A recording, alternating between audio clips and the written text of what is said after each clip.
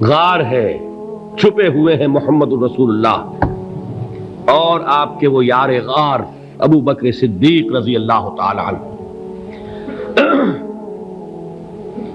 اقبال نے حضرت ابو بکر کی شان میں چند اشعار کہے صرف، لیکن واقعہ یہ ہے کہ بھاری بھاری نظموں پر اور قصیدوں پر بھاری ہے، طویل ترین نظمیں اور قصیدے ہوں ان پر بھاری ہے۔ ہمت ابو بکر کی ہمت جو ہے، کشت ملت را چو ابر، جیسے بارش سے کھیتی اپجتی ہے، ابو بکر کی ہمت اور عزیمت اس امت کو اسی طرح سینچنے والی ہے۔ ثانیے اسلام و غار و بدر و قبر،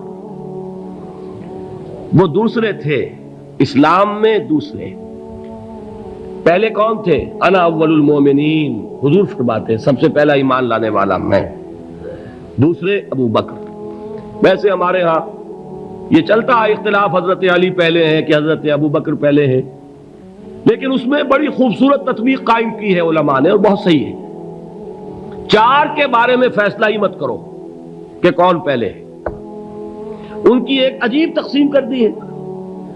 آزاد مردوں میں، بالغ مردوں میں سب سے پہلے ابو بکر، بچوں میں سب سے پہلے علی، خواتین میں سب سے پہلے خدیجہ، اور غلاموں میں سب سے پہلے زید ابن حارثہ۔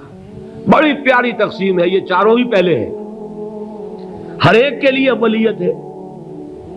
اور واقعہ یہ ہے کہ اگر زمانی اعتبار سے تعین ہوگا تو پہلے خدیجۃ الکبریٰ آئیں گی رضی اللہ تعالی عنہ، کسی اور سے بات کرنے کی نوبت بعد میں آ سکتی ہے، پہلے تو اہلیہ محترمہ سے بات ہوئی ہے، آتے ہی پہلی وحی ہوئی ہے، ابھی تبلیغ کا حکم نہیں تھا۔ کس کو بتایا واقعہ؟ ابھی اپنی نبوت کی تبلیغ کا تو حکم ہی نہیں آیا۔ واقعہ کس کا ہے؟ وہ خدیجہ کا ہے۔ جب کہا ہے کہ خشیت علی نفسی، مجھے اپنی جان کا اندیشہ ہے، تو کیا جواب دیا خدیجہ نے رضی اللہ تعالی عنہا؟ وہ صدیقۃ الکبریٰ ہے۔ صدیقات جو ہے خواتین، ان میں چوٹی پر خدیجۃ الکبریٰ ہے رضی اللہ تعالی عنہا، اور صدیق جو مرد ہیں ان میں صدیق اکبر ہے ابو بکر صدیق رضی اللہ تعالی عنہ، لیکن صدیقات میں چوٹی پر۔ جب حضور نے فرمایا خشیت علی نفسی، کیا فرمایا؟ کیا عرض کیا؟ کیسے تسلی دی؟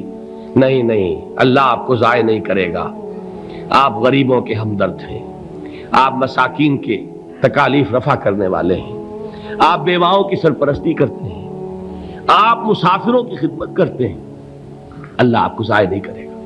یہ یقین ہے اس خاتون کے اندر۔